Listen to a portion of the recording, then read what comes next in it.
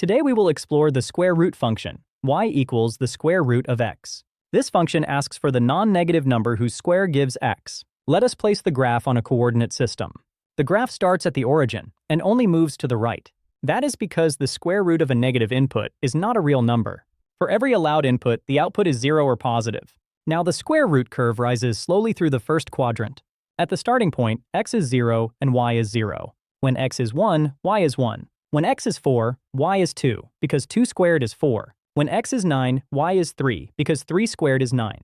Let us connect one graph point to the meaning of square root. The input x is the horizontal distance from the origin to the point. The output y is the height of the point above the x-axis.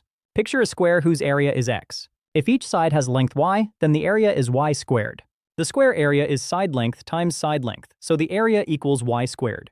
But the area was named x, so x equals y squared. Solving for the non-negative side length gives y equals the square root of x. We keep only the non-negative value because a length cannot be negative. This also explains why square root reverses squaring. Squaring 2 gives 4. Taking the square root of 4 brings us back to 2. Squaring 3 gives 9. Taking the square root of 9 brings us back to 3. Now notice the shape of the curve as x gets larger. From x equals 1 to x equals 4, y rises by 1. From x equals 4 to x equals 9, y rises by 1 again, but it takes a longer run. So the square root curve keeps increasing forever, but its rate of increase gradually slows. Let us recap the square root function.